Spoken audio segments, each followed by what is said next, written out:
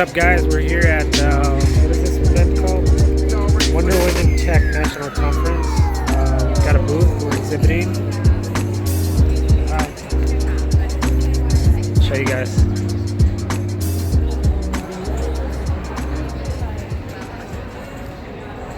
All right, we are here at the 2019 National Conference for Wonder Women in Tech, Long Beach.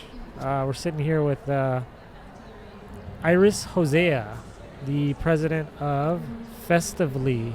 Thanks for joining us here. Thank you so much for having me. How's the conference going so far?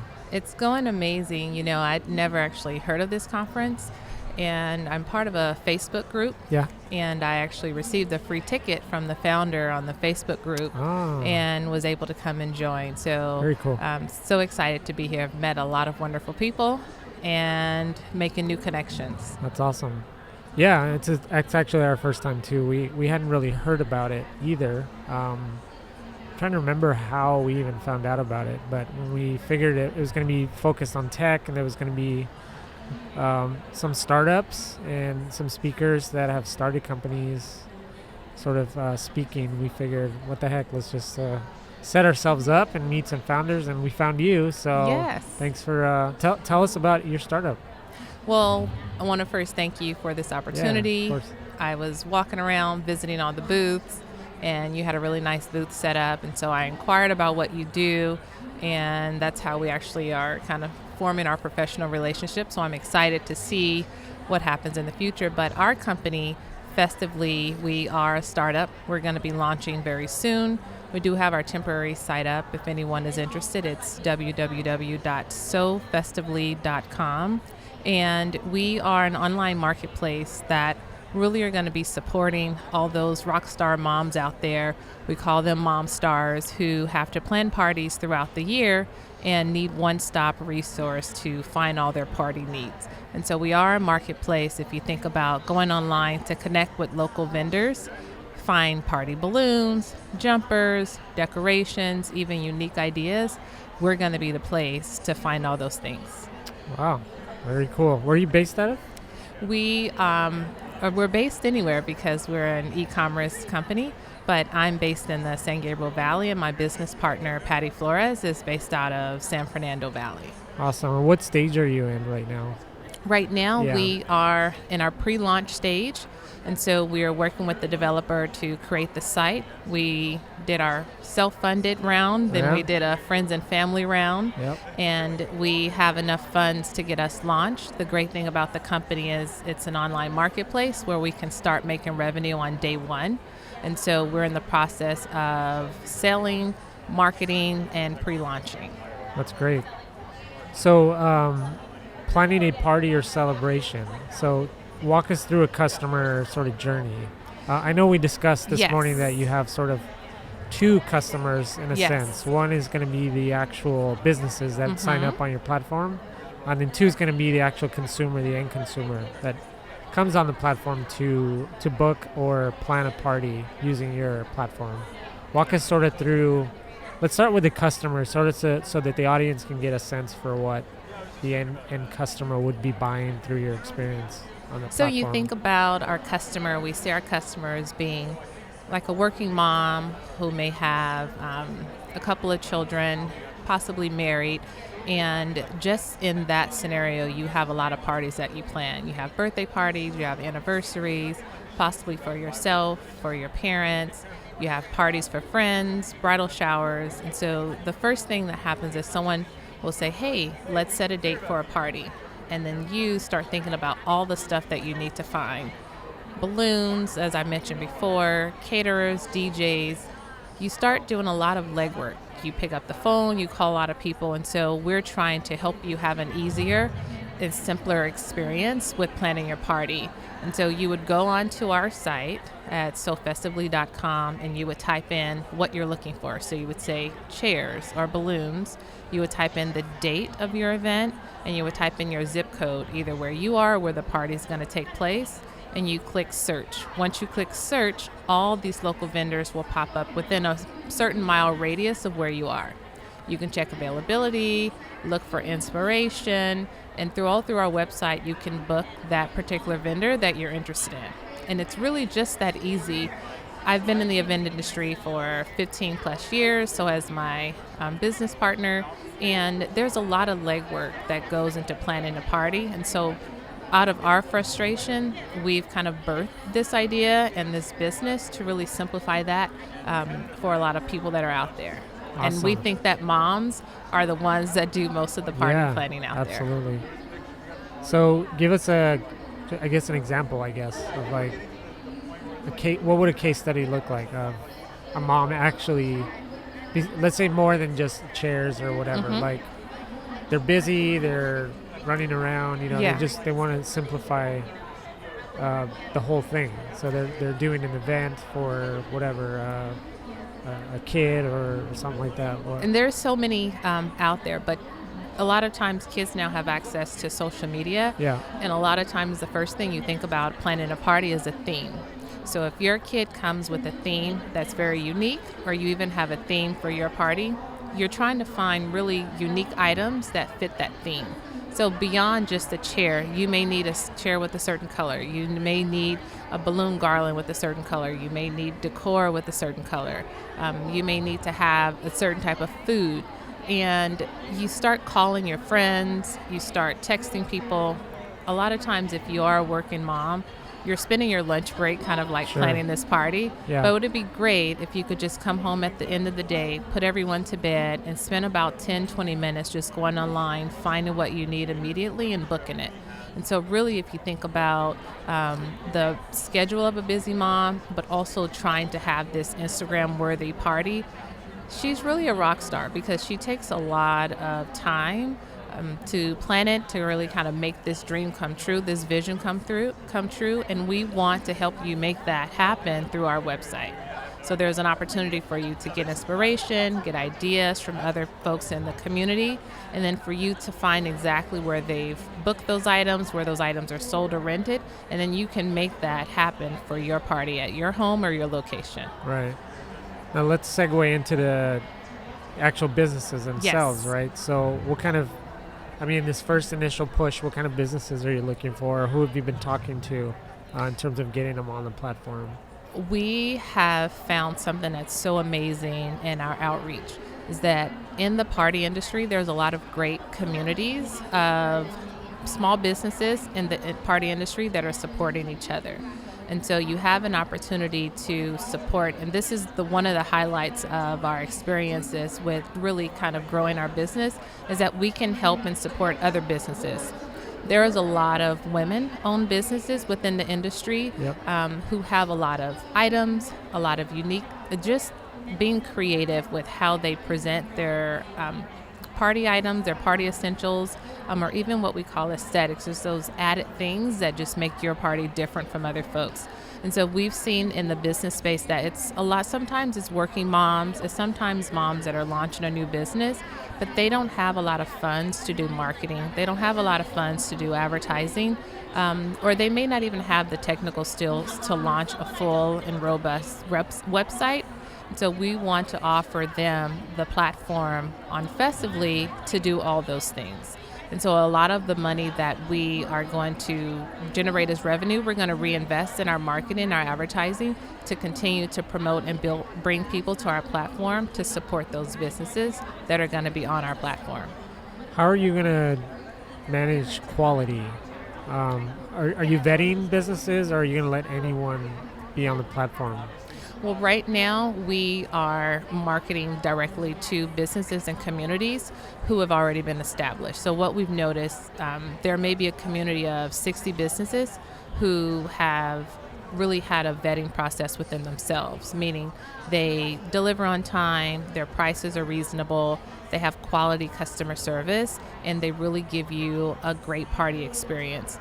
We will not, of course, in the long run, have the opportunity to vet and go through each one ourselves. And so we're going to be using a verified electronic service that allows us to check like their business, better business rating, really see what their e-commerce mark is out in the industry.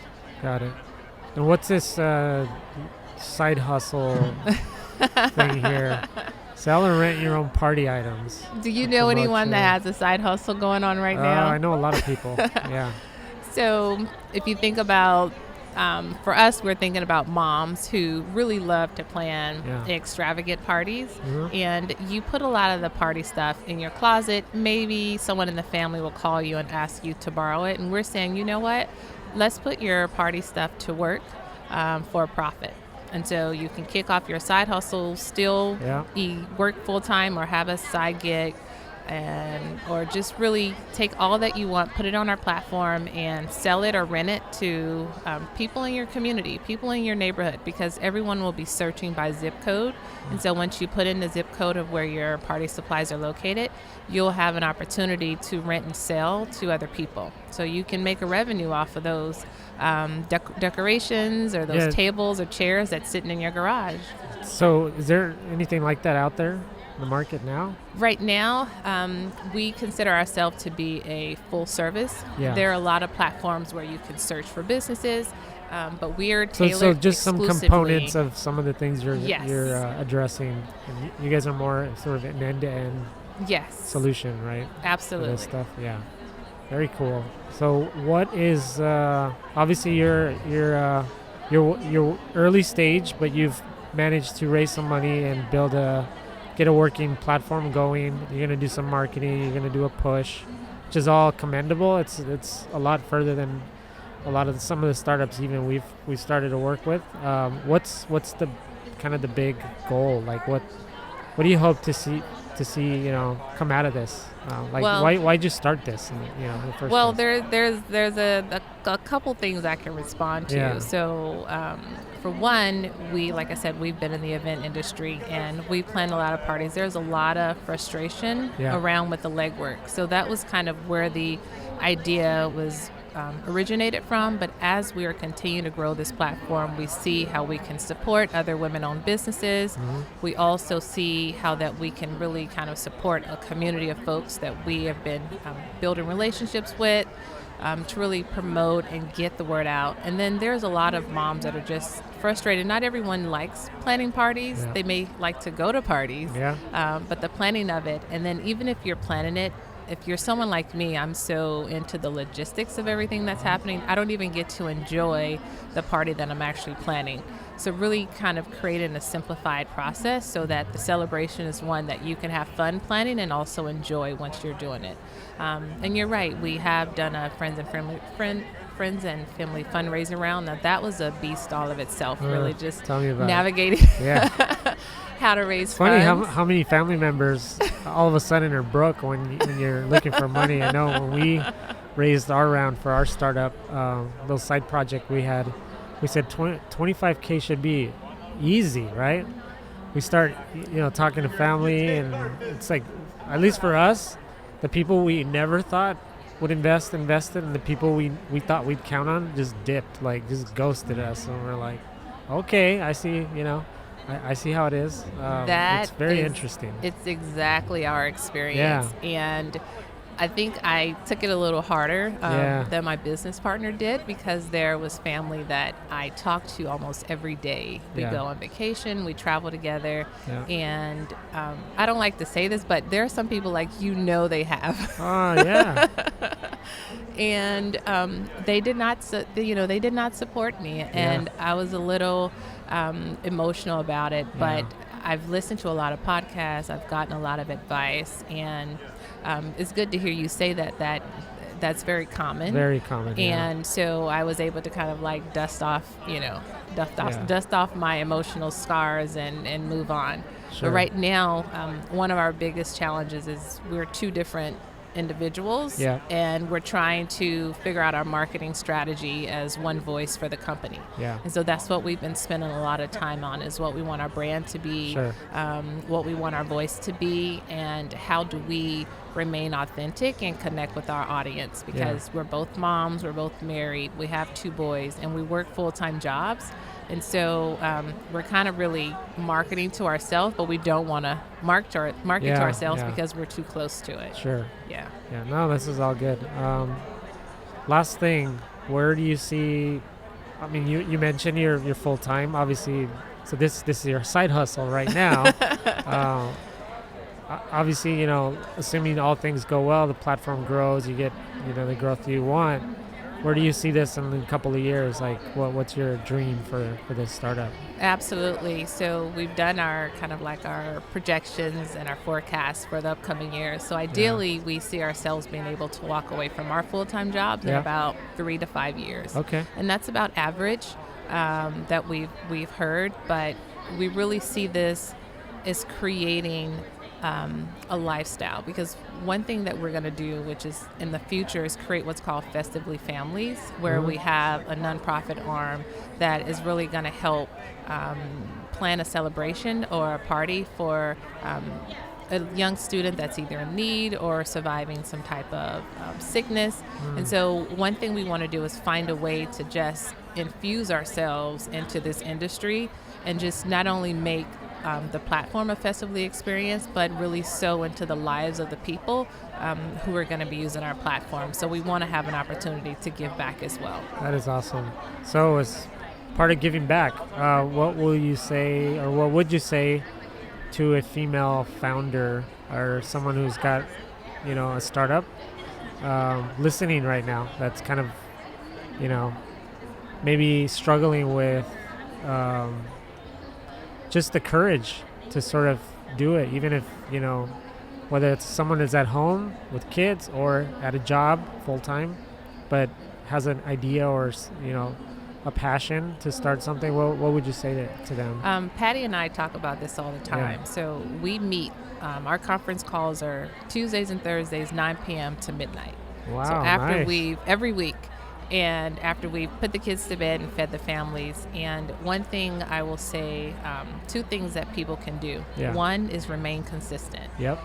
The energy that you put out in the world is what you get back. And so if you continue to put your energy into your side hustle, your business, whatever you're passionate about, you're going to seek returns. And then the second thing is to have an accountability partner.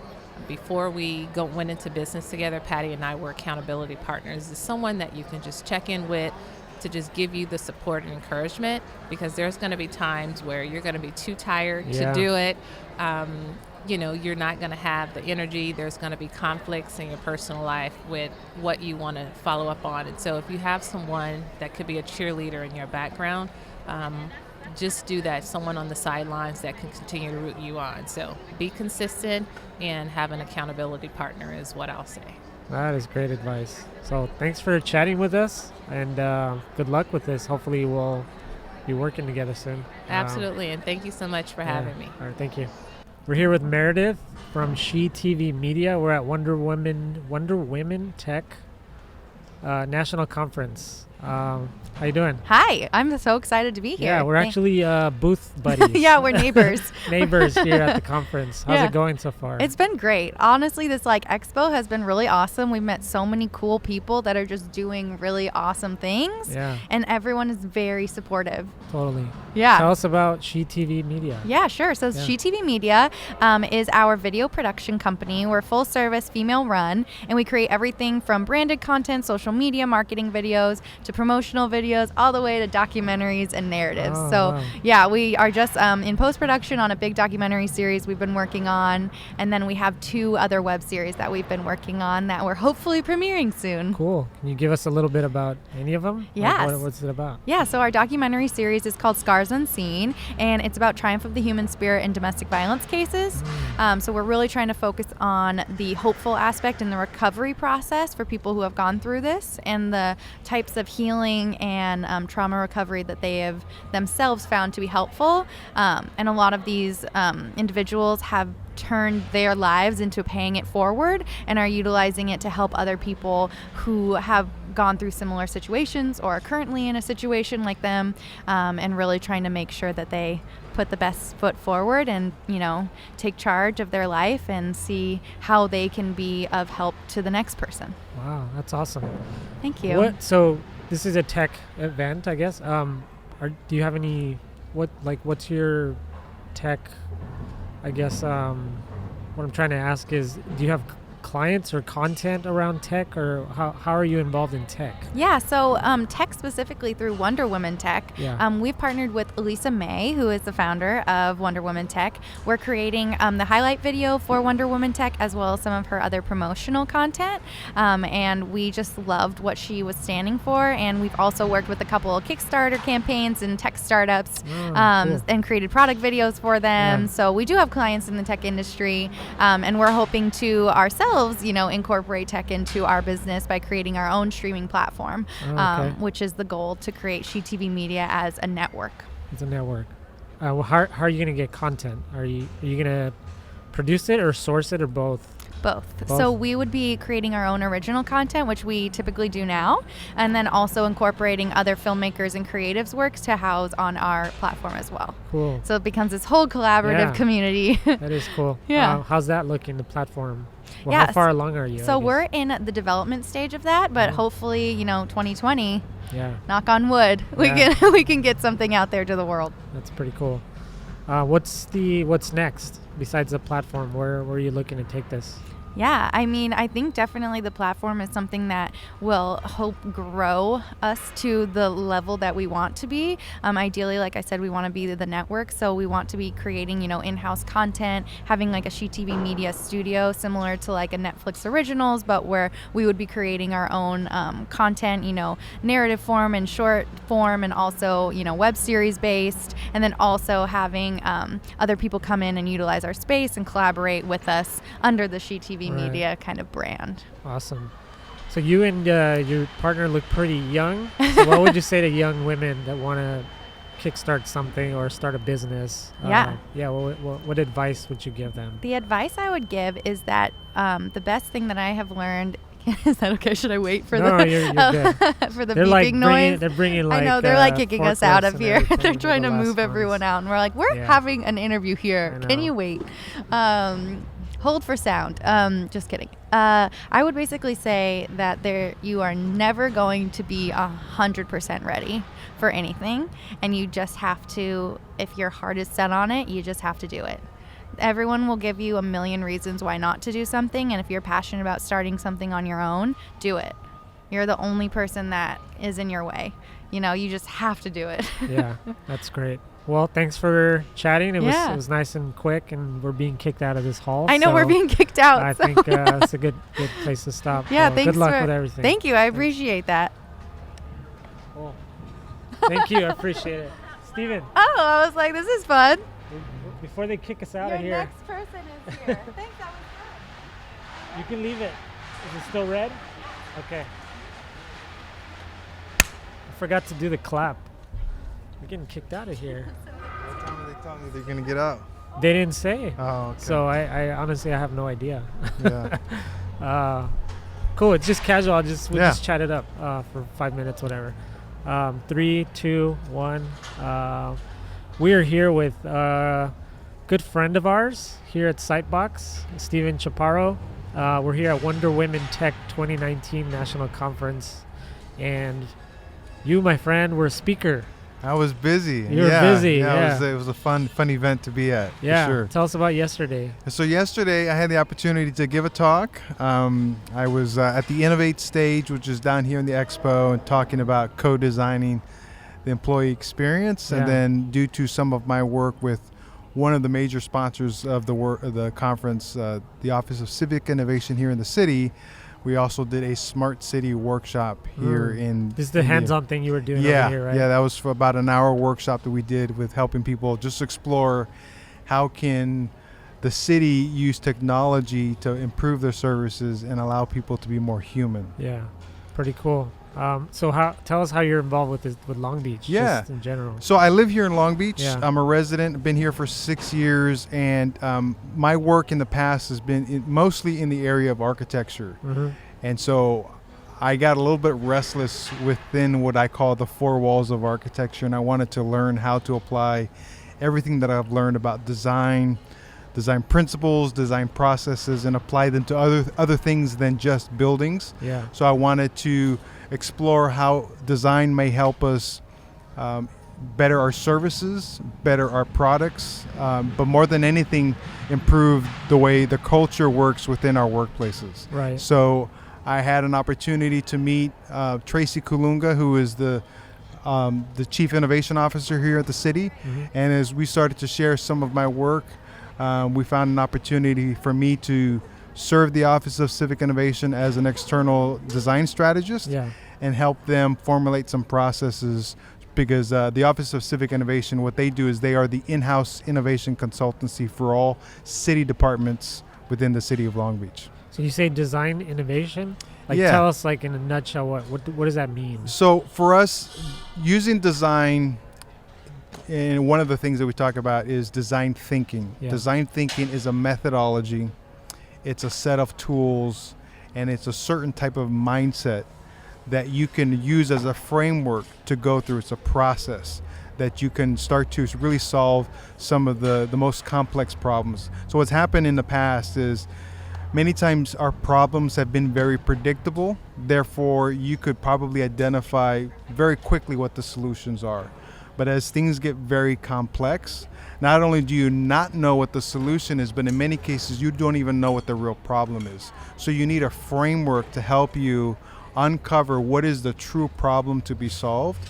And as soon as you do that, then you start to arrive at some ideas, some solutions, you prototype those, you test those, and then based on that information, you might go the circular process of being able to make sure that you're solving for the right problem and you're developing the right solution. So design is a way of thinking to solve those complex problems. And so we use that to change the way we deliver, say in the context of a city. How do you deliver the best type of service? And there's different types of service. There's fire service, there's police service, there's waste management, there is plan checking, permitting. All those different types of things are services that the residents of a city might have. And so the city wants to understand how can they better what one might call the citizen experience within the city of Long Beach, but then it creates this whole area of work called civic innovation. So how do then startups, right, which we talk to a lot of startups, we work with a lot of them, they go really quick from sort of a small team. For example, early stage might be raising money to sort of get to the next level. Then they quickly have to go from, let's say, a half a dozen people to 50 people. Then, because I've heard you talk about culture as well. Yeah. So what do they need to do when they go from like six to 50 overnight? Yeah, well, those are some major shifts, and I think the things that I talk about is many times the culture of an organization could be very different when they're at, say, 5, and they love it. It's all these friends that are working together, and they have a really great culture. But when they do scale to, say, 50, they can probably very easily scale the customer experience.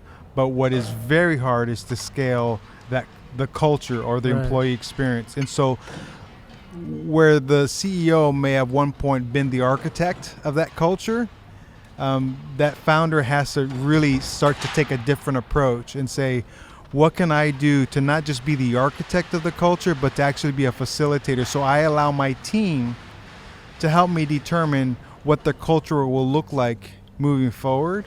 I can give, as a CEO, certain parameters about what are the non-negotiables, but everything else, I want other people to help contribute to what that looks like, because a CEO who has a really tight grip on the culture and says nothing else will change, well, that's not possible. As you grow, things will change. As you introduce new layers of leadership, as you introduce a CTO or whatever, all of that's going to change. Sure.